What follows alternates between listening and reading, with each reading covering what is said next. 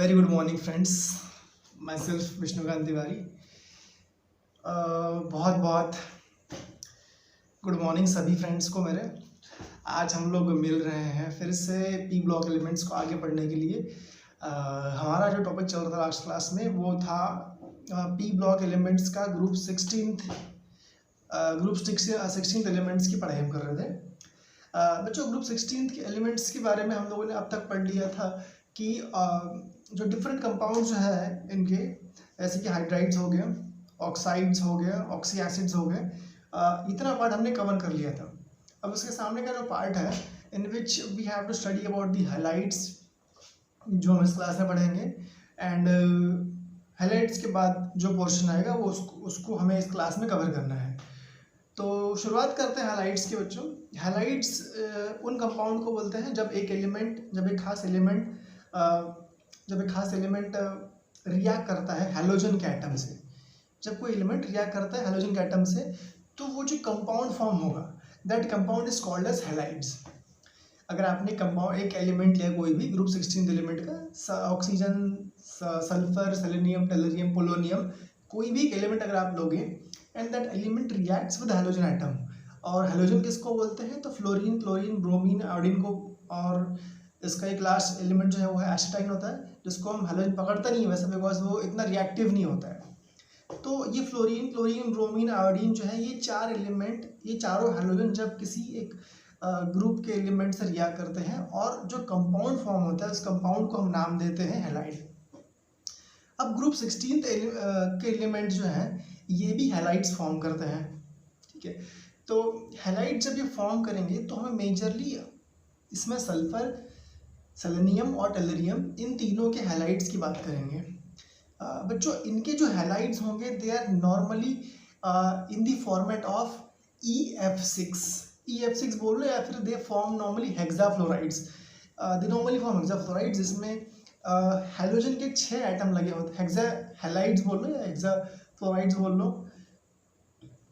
क्योंकि normally fluorine को अगर आप रिएक्ट करोगे तो they can form hexafluorides also, ठीक है। इसका मतलब क्या होता है कि 6 एटम होंगे फ्लोरीन के जो साथ में कंबाइंड कर जाएंगे सल्फर के साथ में, and they will form compound like SF6, SE6। Selenium hexafluoride form कर सकते हैं या फिर TeF6 फॉर्म कर सकते हैं। इसका मतलब है कि टेलरियम हेक्साफ्लोराइड फॉर्म करेगा। तो इस तरीके से ये लोग हेक्साफ्लोराइड फॉर्म करते हैं जब ये फ्लोरीन से रिएक्ट करेंगे उस समय। दूसरी एक बहुत ज़रूरी बात आपको यहाँ पता होना चाहिए कि जब भी एक हैलोजन रिएक्ट करेगा, या फ्लोरीन की बात करते हैं, या फ्लोरीन रिएक्ट करेगा ग्रुप 16 के एलिमेंट से, तो वहाँ पर जो हाइब्रिडाइजेशन जो होगा वो sp3d2 होगा। जैसे आपको इमेज में दिख रहा होगा कि सल्फर एटम जो है वो ग्राउंड स्टेट में 3s2 और 3p4 के फॉर्म में एग्जिस्ट करेगा, और वहाँ बगल में 3d की सबशेल भी होती है। 3d के 5 अलग अलग ऑर्बिटल्स भी रहेंगे जो एम्प्टी होंगे। जब सल्फर एक्साइटेड स्टेट में जाएगा, जब सल्फर के पास एनर्जी आएगी तब वो एक्साइट होगा। तो जो इलेक्ट्रॉन्स पहले पैक रखे थे, स्टेबल हो रखे थे, अब वो इलेक्ट्रॉन्स जंप करेंगे आगे वाले ऑर्बिटल्स में जंप करेंगे, और वो ऑर्बिटल्स में जब जाएंगे और साथ में कंबाइंड करके वो 6 नई ऑर्बिटल्स क्रिएट करेंगे, एंड दो 6 new orbitals formed are called as sp3d2 hybridized orbital. और इस तरीके से वहाँ पे इन सब अलग अलग ऑर्बिटल्स को मिला के इक्वल एनर्जी की 6 ऑर्बिटल्स तैयार होंगी जो sp3d2 हाइब्रिडाइज्ड होंगी, and from there it forms the compound like SF6, SEF6 and TeF6। तो ये इसका हाइब्रिडाइजेशन था। And I have told you कि कंपाउंड जो फॉर्म होंगे वो हेक्साफ्लोराइड के फॉर्म में फॉर्म होंगे, मतलब 6 एटम रहेंगे हैलोजन के इसमें। अब आगे समझते हैं कि इनका ज्योमेट्री कैसा होगा, what is the structure of this compounds, and that way we can say that कि all the hexafluorides possess a geometry of octahedral structure। बच्चों, तो मीनिंग ऑफ ऑक्टाहेड्रल जो है वो इस तरीके से होता है, आपको शायद दिख रहा होगा इमेज में। यू हैव वन प्लेन, एक प्लेन है आपके पास में, उसमें एक स्क्वायर है, और उसके आठ बोल रहा हूँ, 4 कोनों में 4 एटम पड़े हुए हैं फ्लोरीन के, सल्फर है बीच में, 4 कोनों में 4 एटम होंगे और एक एटम प्लेन के ऊपर, एक एटम प्लेन के नीचे। अब बच्चों अगर आप यहाँ पे सारे अगर फेसेस अगर आप ज्वाइन कर दोगे, all the faces if you join, अगर आपने ये फ्लोरीन का ऐसे फेस ज्वाइन किया, ऐसे ज्वाइन किया, तो आपको एक 8 साइड वाला स्ट्रक्चर मिलता है। That's why it's called as octahedral geometry. But वहाँ पे एटम 6 होते हैं। सो दिस वे 4 कोने में 4 एटम, बीच में सल्फर है, ऊपर फ्लोरीन, नीचे फ्लोरीन है। And this way you can have the octahedral geometry की बात हो गई। अब बच्चों क्या होता है ना कि ये काफ़ी स्टेबल कंपाउंड रहता है। जो हेक्साफ्लोराइड जो होते हैं काफ़ी स्टेबल कंपाउंड होते हैं and they are normally chemically inert, chemically कहीं पर रिएक्ट नहीं करते हैं। अगर आपने एक बार SF6 को फॉर्म कर लिया है तो वो कहीं पर रिएक्शन शो नहीं करेगा, और करेगा तो बहुत कम इसमें शो करेगा, बहुत खास कंडीशन, बहुत एक्सट्रीम कंडीशन जो उसको मिलनी चाहिए तब जाके वो कोई रिएक्शन शो करता है। एक ही बात हो गई।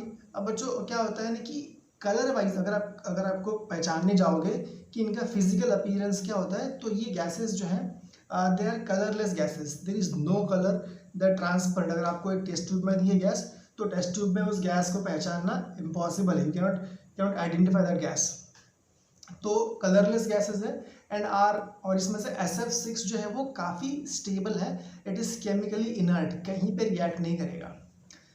उसके बाद जो बाकी दो जो फ्लोराइड है, हेक्साफ्लोराइड जो है, selenium hexafluoride SeF6 and TeF6 tellurium hexafluoride, ये दोनों गैसेस जो हैं थोड़े रिएक्टिव होते हैं,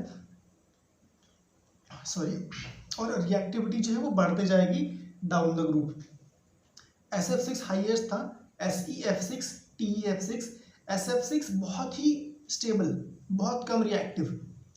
फिर उसके बाद SeF6 थोड़ा सा रिएक्टिव होता है और वो कई बार रिएक्ट कर जाता है, इट शोज सम रिएक्शंस, और कुछ जगह रिएक्ट करता है। लेकिन TeF6 जो है बच्चों काफ़ी रिएक्टिव होता है। अगर आप उसको सिंपली अगर वाटर में अगर आप पुट कर दोगे उसको, तो it can break into hexafluoride HF, that is you can say hydrogen fluoride में वो ब्रेक हो जाएगा and it provides different salt of tellurium. तो इस तरीके से रिएक्टिविटी जो है वो मतलब बढ़ते रहेगी डाउन द ग्रुप में। एंड बच्चों यहाँ पर एक बात आपको और जाननी चाहिए कि फ्लोरीन के अलावा जो बाकी हैलोजन के एटम जो है, जैसे क्लोरीन, ब्रोमीन और आयोडीन है जो जानते हैं आप, तो ये बाकी हैलोजन के एटम जो है वो हेक्सा हैलाइड वाले कंपाउंड नहीं फॉर्म करते। और उसका रीज़न ये होता है कि वो क्यों नहीं फॉर्म करते, because they are larger in atomic sizes. तो अगर आपके पास बीच में एक एटम है और उसके बगल में 6 एटम आपको लेने हैं, तो उसका स्पेस भी होना चाहिए, ठीक है। अब ये एटम इतना बड़ा है कि वो पहले ही उसमें एक में कवर कर लिया उसने। So you can have only hexafluorides, but hexachlorides, hexabromides और हेक्साआयोडाइड्स एग्जिस्ट नहीं करेंगे। So you have to be careful while seeing your options. Exam में ऑप्शंस आपको दिए होंगे तो वहाँ पे आपने चेक करना है कि हेक्साफ्लोराइड जो है वो सल्फर के साथ फॉर्म करेगा, बट हेक्साक्लोराइड्स या फिर हेक्साब्रोमाइड्स दिए होंगे तो वो कंपाउंड्स एग्जिस्ट नहीं करेंगे। और रीज़न क्या होगा उसका, तो क्योंकि बहुत बड़ा साइज है, size is the matter. Please note this point, ठीक है। यहाँ पे आप वो ज्योमेट्री जो है वो देख लीजिए उसकी, कि how they have the octahedral structure, जो आपको समझ में आ गया होगा। अब बच्चों बात कर लेते हैं टेट्राहैलाइड्स की। टेट्राहैलाइड्स जो है वो उन कंपाउंड्स को बोलते हैं जिनमें हैलोजन के 4 एटम लगे होंगे। 16 ग्रुप एलिमेंट्स भी टेट्राहैलाइड्स फॉर्म करते हैं, और टेट्राहैलाइड्स बहुत सारे नोन हैं हमारे वर्ल्ड में। इसमें आपको क्लोरीन वाले एटम भी मिलेंगे, ब्रोमीन भी मिल जाएगा। बट पहले बात करते हैं टेट्राफ्लोराइड्स की।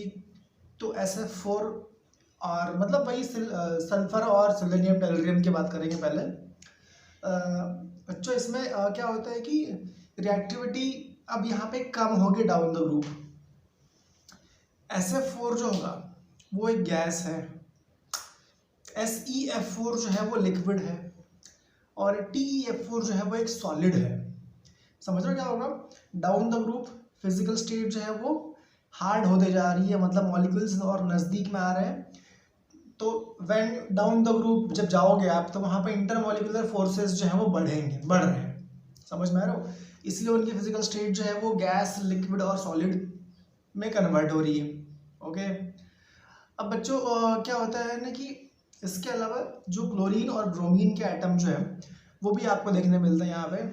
जैसे मान लो कि सल्फर, सेलेनियम और टेलरियम एंड पोलोनियम, चारों जो ग्रुप 16 के एलिमेंट जो है ये सब टेट्राक्लोराइड्स और टेट्राब्रोमाइड्स फॉर्म करते हैं। और जबकि टेट्राक्लोराइड्स और टेट्राब्रोमाइड्स दोनों फॉर्म करते हैं, टेट्रा आयोडाइड्स जो है वो सिर्फ टेलरियम और पोलोनियम फॉर्म करते हैं। Because to interact with larger atom you want even larger non metal atom at the front of it. तो इस तरीके से बच्चों समझ में आया आप लोग को कि भैया टेट्राक्लोराइड्स, ब्रोमाइड्स सब फॉर्म करेंगे, फ्लोराइड्स सब फॉर्म करेंगे, लेकिन टेट्रा आयोडाइड्स जो है सिर्फ वो टेलरियम और पोलोनियम ही फॉर्म करेंगे। अब इतनी बात हो गई। अब बच्चों क्या होता है कि ज्योमेट्री की बात कर लेते हैं। ज्योमेट्री यहाँ पर जो है वो होती है trigonal bipyramidal. Geometry is trigonal bipyramidal, दो पिरामिड की तरह, मतलब एक एटम ऊपर रहेगा, एक एटम नीचे होगा और एक प्लेन में ट्रायंगुलर शेप में 3 एटम अरेंज होंगे। ठीक है, ज्योमेट्री मैंने शो कर रखी है आप लोगों को, ज्योमेट्री आप देख लीजिए यहाँ पे किस तरीके से यहाँ पर अरेंजमेंट होगा। बात करते हैं यहाँ पे हाइब्रिडाइजेशन की। अब क्योंकि यहाँ पे 4 हैलोजन के एटम को अटैच करना है, फ्लोरीन के यहाँ पे 4 एटम होंगे, तो आपको 4 बॉन्ड फॉर्म करने की कैपेसिटी यहाँ पे डेवलप करनी है। सल्फर वाले मतलब ग्रुप 16 वाला एटम जो है they can have 6 bond, 6 bond बना सकते हैं वो, लेकिन यहाँ पर 6 नहीं बनाने हैं। यहाँ पे सिर्फ 4 आपको वेक ऑर्बिटल्स में इस तरीके से कंडीशन क्रिएट करनी है कि आप सिर्फ 4 बॉन्ड फॉर्म कर सको और 4 से ऊपर का रिक्वायरमेंट यहाँ पे नहीं है। ओके, तो इसके लिए क्या होता है कि as you know that the electronic configuration of ground state element, ground state में जो इनका इलेक्ट्रॉनिक कॉन्फ़िगरेशन होता है उसमें सल्फर की बात करते हैं, सल्फर में 3s2 होता है, 3p4 होता है और 3d खाली होती है बगल में। तो इन एक्साइटेड स्टेट 3s में कोई चेंज नहीं आएगा, 3s वैसे ही मेंटेन रहेगी, लेकिन 3p से एक इलेक्ट्रॉन जंप कर जाएगा d ऑर्बिटल में। ओके, तो अब यहाँ पे 3s है, 3p है और एक d है, 3d भी आ गई है। तो s एक है तो s के ऊपर कुछ नहीं है, s p के 3 है इसलिए sp3 और d का एक है इसलिए सिर्फ d लिखा अपन ने। तो यहाँ पर sp3 हाइब्रिडाइजेशन आपका एग्जिस्ट करता है। ठीक है, डायग्राम में शो कर रखा आपको क्लियरली, वहाँ से आप डायग्राम नोट भी कर सकते हो। Geometry also told you, geometry is trigonal bipyramidal, trigonal होगा एंड पिरामिड वाइज एक एटम ऊपर एक एटम नीचे होगा। When you join all this atoms it will take a pyramidal shape. तो एक पिरामिड ऊपर बैठ सकता है, एक पिरामिड नीचे बैठ सकता है, so therefore it's called as trigonal bipyramidal. Okay sorry. अब यहाँ पे अरेंजमेंट ऑफ एटम्स की बात कर लेते हैं। जो ट्राइगोनल प्लेन होगा उसमें 2 एटम होंगे हैलोजन के। ओके, और एक ट्रायंगल के एंड पे जो है 1 लोन पेयर विल रिसाइड। जो sp3d हाइब्रिडाइज्ड ऑर्बिटल्स जो थी उसमें से एक लोन पेयर भी थी, तो वो लोन पेयर जो है वो ट्रायंगल के एक कोने में रिसाइड करेगी एंड ट्रायंगल के बाकी 2 कोनों में हैलोजन के एटम प्रेजेंट रहेंगे and there is 1 atom above and 1 atom below. इस तरह से ज्योमेट्री होगी इसकी। बच्चों इसके पहले कि हम आगे बढ़े, we have to take some properties of tetrafluorides, tetrahalides very serious. कुछ प्रॉपर्टीज जो है वो बहुत सीरियसली हमें पढ़नी चाहिए टेट्राफ्लोराइड्स की। जैसे कि बच्चों पहला कंपाउंड जो टेट्राफ्लोराइड का है SF4। SF4 बच्चों जो कंपाउंड है, SF4 is very reactive compound, बहुत रिएक्टिव कंपाउंड है SF4। और रिएक्टिव इतना होता है कि जैसे इसको वाटर में ऐड करते हो ना तो तुरंत ये SO2 और HF को रिलीज करता है, इवन दो इसका बॉन्ड एनर्जी ज़्यादा होने के बावजूद। यानी मतलब क्या हुआ कि अगर आप कंपेयर करो कि SF6 और SF4 के अगर आप कंपेयर करोगे तो ज़्यादा स्ट्रॉन्ग बॉन्ड SF4 में होता है। सल्फर और फ्लोरीन का बॉन्ड जो है वो ज़्यादा स्ट्रॉन्ग होगा SF4 के अंदर, but even though bond strong है फिर भी ये तुरंत जो है इट हाइड्रोलाइजेस वेरी इजीली और very quickly, what you can से वेरी फास्टली, बहुत फास्ट हाइड्रोलाइज होगा एंड ये हाइड्रोलाइज होके आपको SO2 और HF प्रोवाइड करेगा, देगा, ऐसा प्रोडक्ट में देगा आपको। और इसका रीज़न क्या होता है कि ये इतना रिएक्टिव क्यों होता है SF4? तो इट्स द रीज़न बिकॉज बच्चों एक एम्प्टी ऑर्बिटल का प्रेजेंस होता है सल्फर के अंदर में। अगर आप SF4 की बात करोगे तो 3D वाली ऑर्बिटल जो होती हैं वो एम्प्टी होती हैं ज़्यादा इन SF4। SF6 में क्या होता है कि क्योंकि उसको 2 फ्लोरीन के एटम से और बॉन्ड फॉर्म करना होता है, तो वहाँ पे ऑर्बिटल्स जो फ्री होती हैं वो कम होती हैं एज कम्पेयर टू SF6। तो ये रीज़न है इसका कि SF4 में सल्फर के पास 3D ऑर्बिटल्स ज़्यादा खाली होती हैं एज कम्पेयर टू SF6। इस रीज़न इसका इस जो रिएक्टिविटी का जो नेचर है, इस कारण से क्या होता है कि SF4 को हम कई जगह पे एज अ फ्लोरिनेटिंग एजेंट भी यूज़ कर सकते हैं, और in many reaction it is used as fluorinating agents. मतलब ऑर्गेनिक रिएक्शन बोल लो, इनऑर्गेनिक बोल लो, हर जगह पे इसको यूज़ कर सकते हैं एज अ फ्लोरिनेटिंग एजेंट के फॉर्म में। जो नेक्स्ट टॉपिक जो है बच्चों, पहले हमने पढ़ लिया कि हेक्साफ्लोराइड्स क्या होते हैं और हेक्साहैलाइड्स क्या होते हैं। टेट्रा हैलाइड जो पढ़ लिया अपन ने। अब बच्चों डाई हैलाइड जो है इसके बारे में बात कर लेते हैं। बच्चों डाई हैलाइड जो होते हैं ये सारे 16 ग्रुप के एलिमेंट फॉर्म नहीं करते। एक्सेप्शन होगा इसमें सेलेनियम। सेलेनियम जो है बच्चों वो डाई हैलाइड नहीं फॉर्म करता, ये आपको ध्यान रखना बात, क्योंकि P ब्लॉक है तो एक्सेप्शन तो यहाँ बहुत सारे मिलेंगे आपको। तो ये आप नोट कर लो कहीं पे एक्सेप्शन जो है कि सेलेनियम जो है डाई हैलाइड नहीं फॉर्म करता, और बाकी सब एलिमेंट, बाकी सारे जो 16 ग्रुप के एलिमेंट सब फॉर्म कर लेते हैं। एंड इसमें से क्या होता है कि डाई क्लोराइड्स और डाईब्रोमाइड्स फॉर्म हो जाते हैं, इसीलिए डाई आयोडाइड्स फॉर्म नहीं होते हैं। डाई आयोडाइड्स फॉर्म नहीं होते, डाई क्लोराइड्स डाईब्रोमाइड फॉर्म होंगे, डाई आयोडाइड फॉर्म नहीं होता, बिकॉज इतना बड़ा मॉलिक्यूल है आयोडीन का, एटम है आयोडीन का, तो वो स्टेबली एग्जिस्ट नहीं कर पाता है, because he wants so much of space to have. अगर आपके पास एक छोटी सी रस्सी है और आपको पूरा उससे घर संभालने को, मतलब पूरा आपको ट्रक खींचने को बोल रहा है तो आप खींच नहीं पाओगे, ठीक है, तो बॉन्ड से बन नहीं पाता। ठीक है, ज्योमेट्री की बात कर ले तो ज्योमेट्री में डायहाइड्स जो होते हैं सारे, all dihalides are tetrahedral molecules, क्योंकि वहाँ पे sp3 हाइब्रिडाइजेशन होगा। You have to always remember कि जहाँ पर भी sp3 आता है वहाँ पे क्या होगा, हमेशा टेट्राहेड्रल हाइब्रिडाइजेशन ज्योमेट्री प्रेजेंट होगी। As you are having the picture on your screen, that is the geometry of dihalides बच्चों। इसमें dihalides में क्या होता है कि there is a element of 16 group element बीच में होगा, जिसको पिक्चर में M के फॉर्म में शो किया गया होगा शायद से। And there are 2 halogen atoms combined at the bottom of tetrahedron, and at the remaining 2 heads of the tetrahedron there are 2 lone pair present. ठीक है, अभी लोन पेयर बच्चों कैसे बनेगी, ये बच्चों क्या होता है कि सल्फर जो होता है वो उसके पास मतलब कोई भी एलिमेंट जो 16 ग्रुप का होगा उसके पास में लास्ट शेल में S में 2 इलेक्ट्रॉन्स होंगे, और लास्ट शेल के P ऑर्बिटल्स में 4 होंगे इलेक्ट्रॉन्स, और एक पेयर्ड रहेगा और बाकी 2 अनपेयर्ड रहेंगे। तो यहाँ पर हाइब्रिडाइज्ड करने की रिक्वायरमेंट मतलब जो है वो sp3 से ही पूरी हो चुकी है। So there are only 4 orbitals. अब बच्चों क्या होता है कि हाइब्रिडाइजेशन के बाद में देयर आर 4 डिफरेंट, मतलब यहाँ पे तैयार होंगे आपका ऑर्बिटल्स, जिसमें 2 लोन पेयर बचेगी। So there are 2 sp3 lone pair of electrons are present, and so that is why you can see the that geometry of this MX2, जहाँ पर dihalides में क्या होता है कि there are 2 halogen atom present and there are 2 lone pair of electron present at the 2 heads of tetrahedron. So as you guys can imagine कि यार क्योंकि ये कंपाउंड तो अब टेट्राहेड्रल बन चुका है, तो अब यहाँ सारा एंगल तो 109 डिग्रीज 28 मिनट्स के होंगे, बट बच्चों ऐसा नहीं होता है।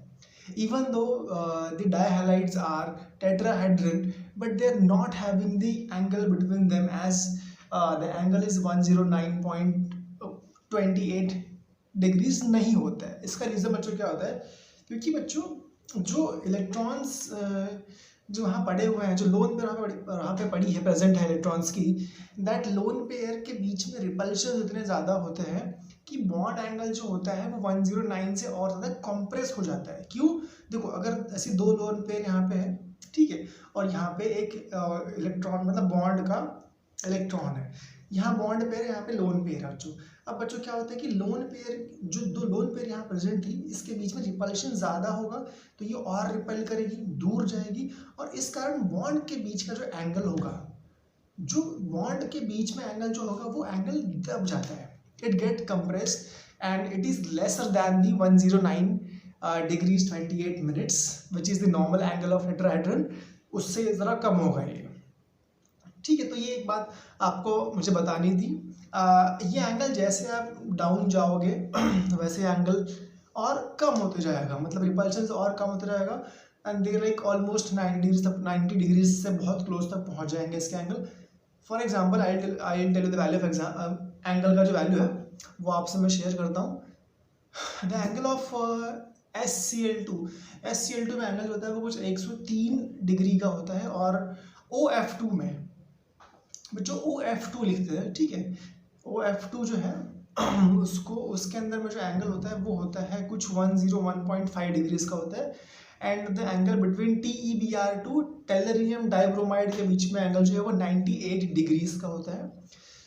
So this way you can have the angles of geometry, angle of मिल जाएगा आपको उसमें, एंड एंगल कम हो जाएगा because of the repulsion of the lone pair. Okay, तो ये बात हो गई एक। इसके बाद में बच्चों क्या होता है, कुछ कंपाउंड्स होते हैं, कंपाउंड्स बोल रहा हूँ मैं भी, कुछ कंपाउंड जो होते हैं बच्चों, दे आर लाइक डायमरिक मॉलिक्यूल्स, यानी आपके पास मॉलिक्यूल जो है उसमें देर आर, मतलब वो यूनिट रिपीट होगा, उसी मॉलिक्यूल में एक यूनिट जो है वो अगर रिपीट होता है तो उसको हम बोलते हैं डायमरिक मॉलिक्यूल, ठीक है। मोनोमर यानी सिंगल यूनिट, और डायमरिक यानी दो, double of that single unit, ये आपको पता होगा, ठीक है, पहले से। और अगर मान लो आपने बहुत सारे अगर यूनिट्स ले लिए हैं मोनोमर के तो उसको हम बोलते हैं पॉलीमर।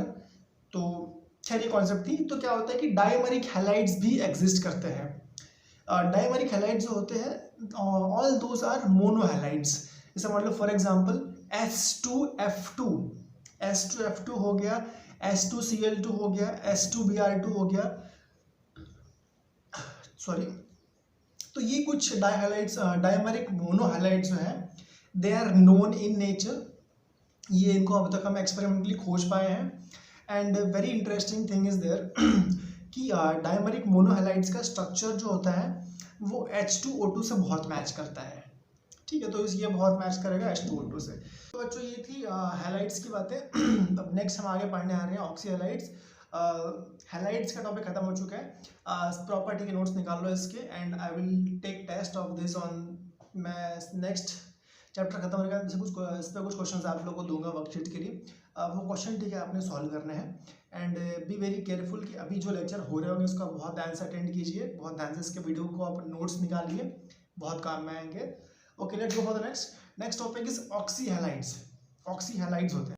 हाँ तो बच्चों अब चालू करते हैं ऑक्सी हैलाइड्स। ऑक्सी हैलाइड्स जो होते हैं वो सिर्फ दो एलिमेंट फॉर्म करते हैं ग्रुप 16 में से। एक होता है सल्फर, दूसरा होता है सेलेनियम। सल्फर सेलेनियम सिर्फ दो एलिमेंट फॉर्म करेंगे ऑक्सी हैलाइड्स, ठीक है। अब इसको ऑक्सी हैलाइड्स क्यों बोलते हैं? बिकॉज इसमें एक तो ऑक्सीजन रहेगा और दूसरा हैलोजन रहेगा, सिंपल सा कॉन्सेप्ट है। अब इसमें क्या होता है कि जब सल्फर ऑक्सी हैलाइड फॉर्म करेगा तो उसको हम बोलेंगे थायोनिल हैलाइड, उसको बोलेंगे थायोनिल हैलाइड बोलेंगे। और मान लो अगर सेलेनियम अगर ऑक्सी हैलाइड फॉर्म करता है तो उसको हम बोलेंगे सेलेनिल हैलाइड बोलेंगे उसको। दो नाम समझ में आएगा आप लोग को, थायोनिल और सेलेनिल। ओके, दो ही एलिमेंट फॉर्म करने से दो ही नाम यहाँ पे आएंगे, बाकी फॉर्म नहीं करते तो बाकी नाम आएंगे ही नहीं। ओके, एग्जाम्पल देखते हैं इसके। SOF2, SOCl2, SOBr2, ठीक है। तो मतलब इस तरीके से सल्फर के हो गए। और for example of Se selenium we can take example as SeOF2, SeOBr2, SeOCl2। इस तरीके से सेलेनियम के हैलाइड्स हो गए। तो ये दोनों कैटेगरी होगी बच्चों यहाँ पे। इसकी एक रिएक्शन जो आपने समझनी है, they react very fast, they show very nice reaction with the water in the aqueous medium. इसको जैसे ही आप बच्चों वाटर में रिएक्ट करते हो, दे quickly react with the water and form gases, form the reactive gases, जैसे कि SO2 बनता है और ट्वाइस ऑफ HCl निकलता है। अगर आपको प्रॉपरली याद आ रहा होगा तो आपने अल्कोहल्स वाले चैप्टर में पढ़ा होगा इसको कि we use SOCl2 as the halogenating agent. अगर आपको Cl को ऐड करना होगा या किसी भी हैलोजन को अगर आपने ऐड करवाना है तो वहाँ पे आप SOCl2 या फिर सिंपली SOX2 बोल दो तो वो आपका ऑक्सी हैलाइड हो जाएगा। तो इस तरीके से आप SOCl2 को ऐड करवाते हो फॉर क्लोरीनेशन के लिए। तो ये एक बात हो गई बच्चों। नाउ व्हाट यू कैन से कि एक और कैटेगरी यहाँ पे आती है that's called sulphuryl halide. Sulphuryl halide है। अब सल्फ्यूरिल में और थायोनिल में जब बच्चे देखते हैं कंपाउंड कि एक SOCl2 है एक SO2Cl2 है, दोनों में बहुत कन्फ्यूजन होता है। तो ध्यान से देख लो, अगर सिर्फ एक बार ऑक्सीजन है, अगर SOCl2 है तो वो होगा थायोनिल क्लोराइड। अगर मान लो SO2Cl2 है तो वो हो जाएगा सल्फ्यूरिल क्लोराइड हो जाएगा वो। तो इस तरीके से होगा, सिर्फ क्लोरीन फॉर्म नहीं करता बाकी भी फॉर्म करते हैं हैलोजन। तो हम नॉर्मली इसको SO2X2 बोलते हैं इस तरीके से। One more very interesting thing is there for oxy halide for sulphuryl halide. इसमें जो क्या होता है कि सल्फ्यूरिल हैलाइड जो होता है इसको हम कंपेयर करते हैं बाई H2SO4। H2SO4 से हम कंपेयर करते हैं बच्चों, क्या होता है कि H2SO4 में there are 2 different OH group attached. तो ये OH ग्रुप निकल के अगर आप वहाँ पे 2 हाइड्रोजन ग्रुप लगा दो तो आपको मिल जाएगा सल्फ्यूरिल हैलाइड मिल जाएगा। फिर से एक बार बोलता हूँ मैं, अगर आप 2 OH ग्रुप अगर निकाल लो वहाँ से तो वहाँ पे X लगा दोगे तो आपको वो कंपाउंड मिल जाएगा सल्फ्यूरिल हैलाइड मिलेगा। तो ये था बच्चों कंपाउंड, या आपके पूरे हैलाइड्स वाले कंपाउंड खत्म हो चुके हैं। अब यहाँ पे हैलोजन नहीं आएगा। नेक्स्ट टॉपिक हम शुरू करते हैं। तो यहाँ तक आपका हैलाइड था। Let's go for the next topic. तो बच्चों लेट्स चालू करते हैं अगला topic, that is abnormal behaviour of oxygen. One of the most interesting and compulsory topic, पढ़ना ही है, मजबूरी है, कहीं भाग कर जा नहीं पाओगे। ओके तो क्या होता है ना कि जैसे आप लोग जानते होंगे, आपको आइडिया होगा कि यार हर ग्रुप का सबसे ऊपर वाला एलिमेंट तो कुछ पागलपन में रहता है ना। तो वैसे ही ऑक्सीजन जो है वो 16th ग्रुप के सबसे टॉप में एलिमेंट है। तो ये भी एलिमेंट में कुछ झटके आते हैं पागलपन के। तो इस पागलपन के झटके को जो असर जो होता है वो हमको पढ़ना पड़ता है। क्या करें, मजबूरी है, एलिमेंट है तो पढ़ना पड़ेगा, ऑब्वियस सी बात है। तो एबनॉर्मल बिहेवियर ऑफ ऑक्सीजन जो है बच्चों, ये नेक्स्ट टॉपिक है हमारा। और इसमें कुछ रीज़न होते हैं कि why the oxygen behaves so much abnormally. तो ये मेन बात तो आपने समझना है कि कुछ रीज़न होंगे, जो आपको रीजंस को याद रखना कि ये रीज़न होते हैं, और इन रीजंस के कारण जो डिफरेंस आता है, जो फ़र्क जहाँ जिन जिन प्रॉपर्टीज़ पे वो ऑक्सीजन अलग खड़ा होगा, वो हमें याद करनी कि भाई इन प्रॉपर्टीज़ पे there is some difference between oxygen and the other elements of the group. The very first property because of which oxygen behaves a bit of differently is its small size। छोटा size होता है बच्चों oxygen का। जब आप second period में जब आते हो तो लिथियम से शुरू करते करते जब आप पहुंचते हो ऑक्सीजन तक, तो there is a huge increase in the nuclear charge. और न्यूक्लियर चार्ज के कारण क्या होता है कि there is more force between the neutrons and protons, ज़्यादा फोर्स एक्सर्ट हो रहा होगा। एंड क्योंकि वहाँ फोर्स ज़्यादा हो जाता है तो देर इज इवन मोर पुल, ज़्यादा जोर से जब वो खींचेगा तो साइज कम होता है, एटॉमिक साइज कम हो जाता है। And that's why it has very small size from all the elements in the group. पहला रीज़न हो गया जिस कारण से ये अलग बिहेवियर शो करता है। Second reason, it is highly electronegative, क्योंकि ये ग्रुप 16th में आता है। It's like it is very electron affinity बहुत ज़्यादा होती है इसकी। कोई भी एलिमेंट इलेक्ट्रोनेगेटिव होगा या पॉजिटिव होगा, ये डिपेंड करता है उसके कॉन्फ़िगरेशन के ऊपर। अगर मान लो किसी एलिमेंट में इलेक्ट्रॉन्स अगर ज़्यादा मतलब कि 4 से कम है, मान लो उसमें इलेक्ट्रॉन्स 1 2 3 इस तरीके से हैं, तो उसके इलेक्ट्रॉन्स को डोनेट करना एक अच्छी बात है, मतलब पॉजिटिव है, प्रॉफिटेबल बिजनेस होगा। बट अगर किसी एलिमेंट के पास अगर मान लो आउटर मोस्ट शेल में 6 इलेक्ट्रॉन्स है या 7 इलेक्ट्रॉन्स है, so that element want to acquire, to gain, to obtain, वो चाहता है कि उसको बाहर से जो है इलेक्ट्रॉन मिले, एंड इन दैट ऑर्डर, और उस चक्कर में क्या होता है कि वो इलेक्ट्रोनेगेटिव बन जाता है. He got the behaviour in which he is getting now the idea, he want the electron from the outside. Second reason ये हो गया कि भाई बहुत ही इलेक्ट्रोनेगेटिव है ऑक्सीजन. दूसरा रीजन हो गया. थर्ड रीजन जो अच्छा होता है जिस कारण प्रॉपर्टीज अलग होती है ऑक्सीजन की, that reason is the absence of D orbitals in the last shell.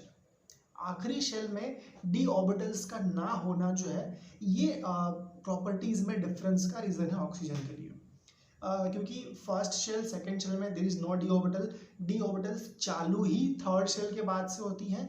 तो therefore there is no d orbitals in the oxygen, and because of which कई बार क्या होता है कि हाइब्रिडाइज्ड मतलब ज़्यादा बॉन्ड फॉर्म करने के लिए उसके पास वैकेंट शेल ही नहीं होती है, वैकेंट ऑर्बिटल्स ही नहीं होती है.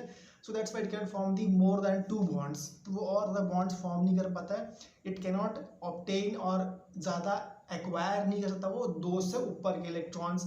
It can at max acquire 2 electrons. तो ये 3 रीजन थे. फर्स्ट, स्मॉल साइज, नेगेटिविटी, बहुत नेगेटिविटी है. तीसरा, अब्सेंस ऑफ डी ऑर्बिटल्स. ये 3 रीजन है इसके, जिसके कारण ये एक एनामोलस बिहेवियर शो करता है. कुछ जगह पे इसको बुक में एनामोलस बिहेवियर भी लिखा होता है और कुछ जगह पे इसको एबनॉर्मल बिहेवियर ऑफ ऑक्सीजन भी लिखा होता है. तो रीजन देख लिया हमने. अब समझते हैं कि कहाँ कहाँ पर ये डिफर करेगा from the other 16 group elements. समझते हैं कि कहाँ कहाँ किस किस प्रॉपर्टी में ऑक्सीजन अलग बिहेवियर शो करता है from the rest of their elements in इस ग्रुप. ठीक है, तो कुछ 10 प्रॉपर्टी यहाँ पर है जिसमें डिफरेंस होता है. बच्चों आपको क्या करना है कि आपको मतलब एक प्रॉपर्टी के लिए एक वर्ड सोच रखना है कि भाई इस फर्स्ट पॉइंट में इस प्रॉपर्टी की बात हो रही है, सेकेंड पॉइंट में इस प्रॉपर्टी की बात हो रही है.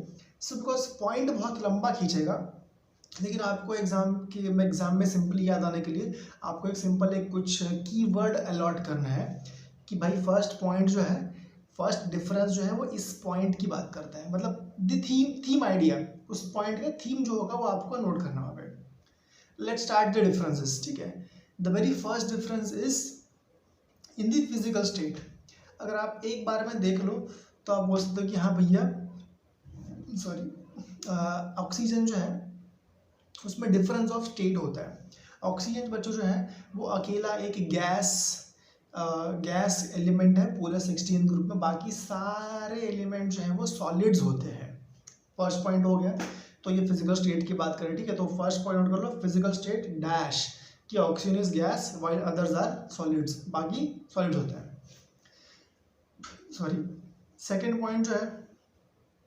पॉइंट जो है वो स्ट्रक्चर की बात करता है.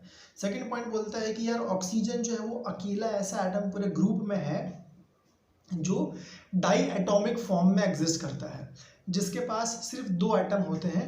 मतलब उसके मॉलिक्यूल में 2 एटम होते हैं और बाकी एलिमेंट्स जो है they exist in the long chain और long ring structure.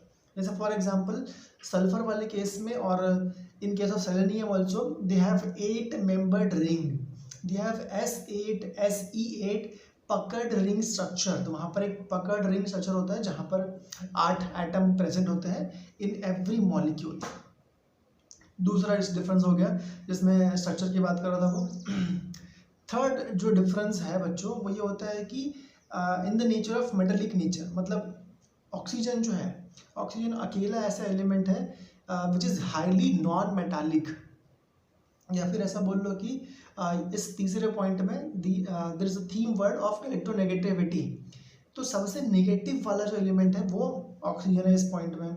Third difference हो गया. बाकी इतना नेगेटिव नहीं है, तो थर्ड पॉइंट जो है वो नेगेटिविटी की बात कर रहा है.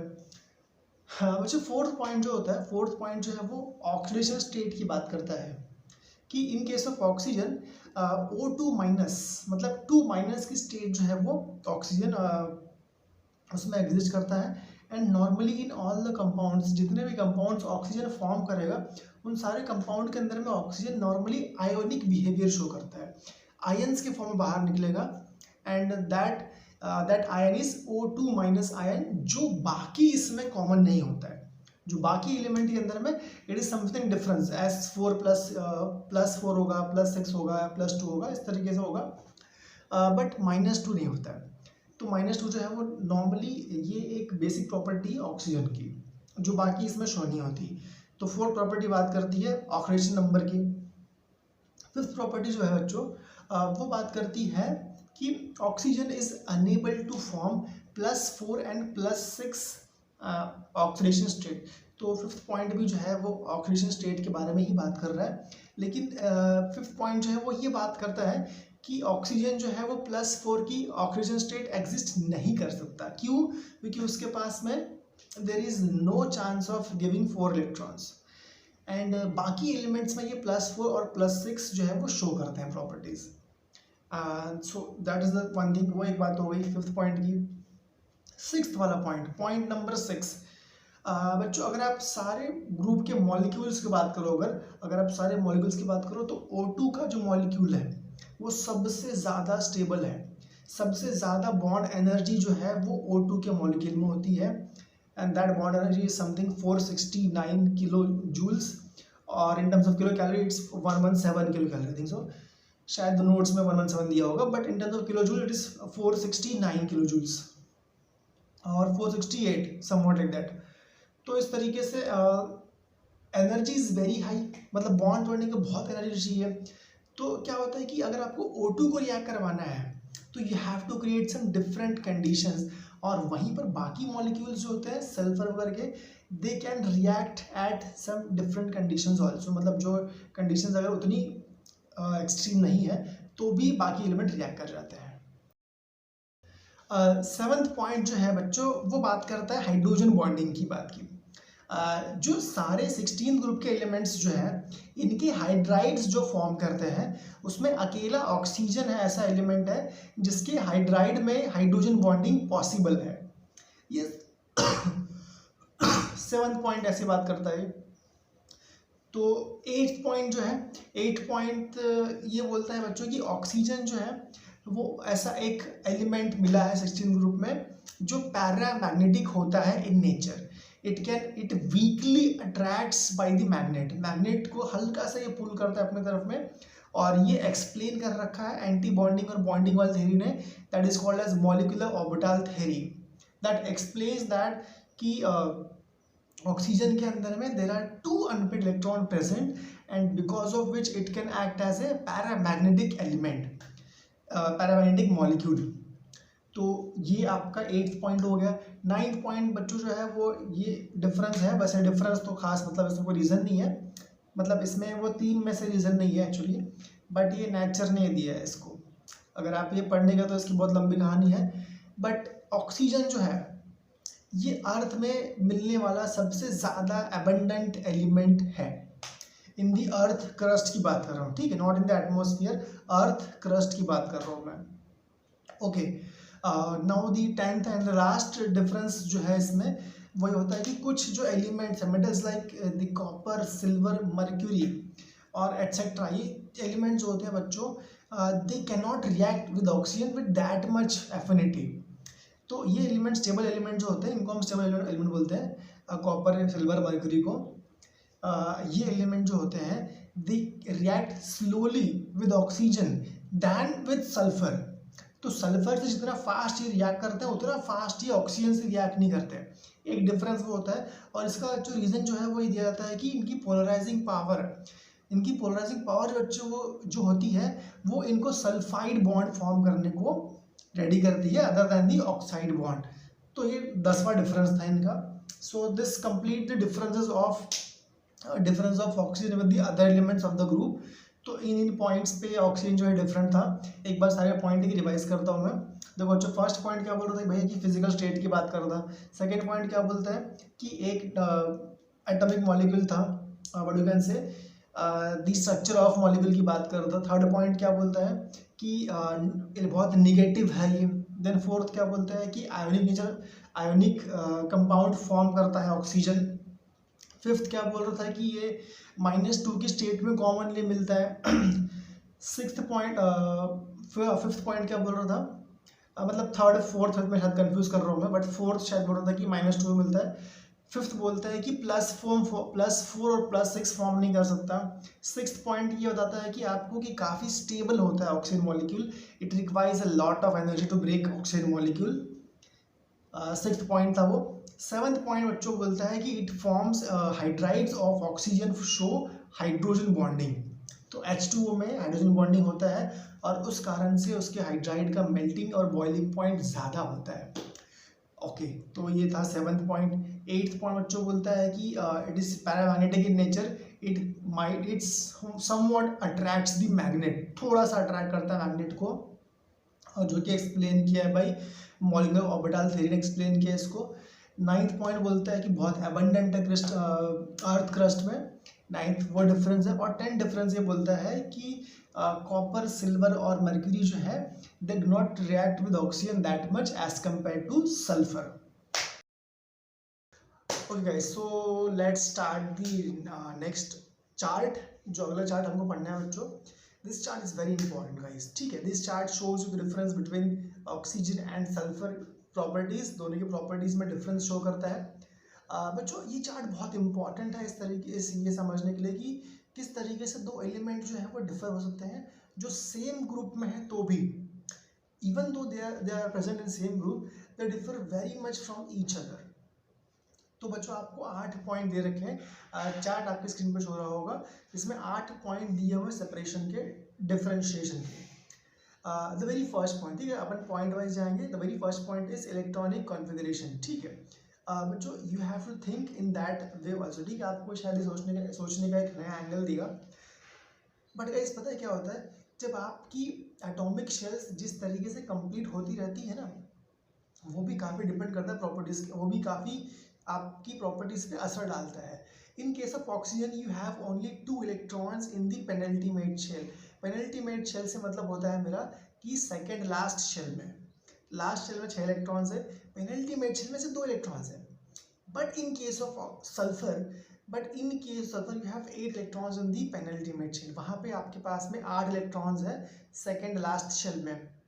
Second point of comparison is physical state. Physical state तो समझ में आता है आप लोगों को कि ऑक्सीजन जो है वो गैस है, क्लियरली गैस है, हर किसी को पता है कि भैया आपके एटमॉस्फेयर में 21% ऑक्सीजन होता है अप्रोक्सीमेटली, ऑक्सीजन गैस है। But sulphur is not a gas, sulphur is a yellow solid, sulphur जो है वो एक येलो सॉलिड होता है, it's not a gas, it is a solid. Okay, तीसरा पॉइंट जो है वो है एबंडेंस, कितना कितना प्रेजेंट है नेचर में, कितना ऑक्सीजन प्रेजेंट है। तो जो in case of oxygen it is the one of the most, or it is the most abundant element in the earth crust में सबसे हाईएस्ट एलिमेंट जो मिलेगा आपको मिलेगा ऑक्सीजन, जबकि सल्फर इतना abundant नहीं है। वाई? जबकि सेम ग्रुप में था। तो थर्ड पॉइंट वो था आपका डिफरेंशिएशन का। Then fourth point is covalency की बात कर रहे हैं, कितने कोवेलेंट बॉन्ड फॉर्म कर सकता है, कितने बॉन्ड फॉर्म कर सकता है। तो सिर्फ 2 के ऊपर इस पे चार्ज आप नहीं ले सकते, it can only form 2 bond, 2 bond form कर सकता है। 2 के ऊपर बॉन्ड फॉर्म करने की उसके पास जगह ही नहीं है, he doesn't have the free orbitals left to make the new bond.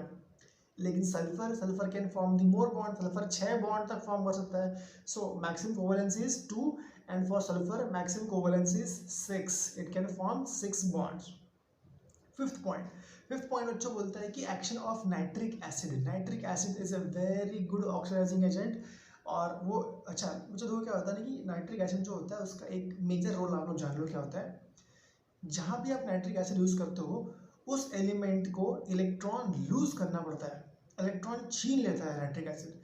तो in case of oxygen there is no effect, अब ऑक्सीजन से क्या इलेक्ट्रॉन छीनना है यार। But in case of sulphur अगर आप उसको डालोगे तो it in case of sulfur it converts to sulfuric acid, sulfur loses 6 electrons and it immediately forms sulfuric acid। ये एक डिफरेंस है कि बहुत बड़ा डिफरेंस एक्चुअली है कि in case of oxygen and sulphur nitric acid has no effect on oxygen but it has the oxidizing effect on the sulfur and it can be converted to the sulfuric acid। Okay तो ये एक point था। इसके बाद होता है कि 6th point is कि हाइड्राइड का नेचर, वो आपने भी देख ही लिया है कि मतलब अगर आप हाइड्राइड की बात करोगे तो in case of H2O it is having hydrogen bonding and in case of H2O there is no hydrogen bonding. तो क्या होता है कि अगर आप रूम टेम्परेचर पे लोगे तो hydride of oxygen is a liquid, but same hydride of same group, उसी ग्रुप के सल्फर का जो हाइड्राइड है वो गैस है, वो गैस है। तो ये एक डिफरेंस है कि यहाँ पर मेन कहानी तो हाइड्रोजन बॉन्डिंग की आती है। सेवंथ वाला डिफरेंस जो होता है कि मॉलिक्यूल का ऑक्सीजन जो है वो एज अ डायटोमिक फॉर्म में एग्जिस्ट करता है, मतलब O2 के फॉर्म में एग्जिस्ट करेगा, बट सल्फर जो है वो 8 मेंबर्ड रिंग फॉर्म करता है, it is octa atomic, 8 atom की रिंग फॉर्म करता है। 8th point and last point is magnetic nature. Magnetic nature जो है बच्चों आपने अभी देखा, oxygen is paramagnetic, it has unpaired electrons, it has 2 unpaired electrons, but sulphur is not having any unpaid electrons, so therefore sulfur act as a dimagnetic molecule, sulfur act as a diamagnetic molecule।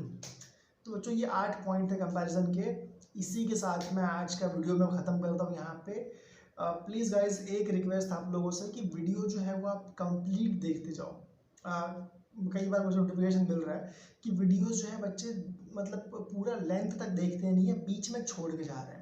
So that is a very wrong habit guys, because it will affect your gripping sense. आप मतलब बीच में अगर छोड़ दोगे तो आपको उतना grip नहीं हो पाएगा माइंड में। If you watch the whole video in a single length, भले आप ठीक आज मत देखो, कल देखो, बस देखो, जब भी देखो आप, लेकिन पूरा वीडियो एक ही लेंथ में देखने का ट्राई करो। बिकॉज क्या होता है, मैंने इसीलिए वीडियोस 1 घंटे के रखे हैं, वरना I have the content of like 3-4 hours. मेरे पास पूरा 3 घंटे में ख़त्म करने का मतलब ऑप्शन भी है, बट मैं नहीं कर रहा बिकॉज आप लोग देख नहीं पाओगे उस चीज़।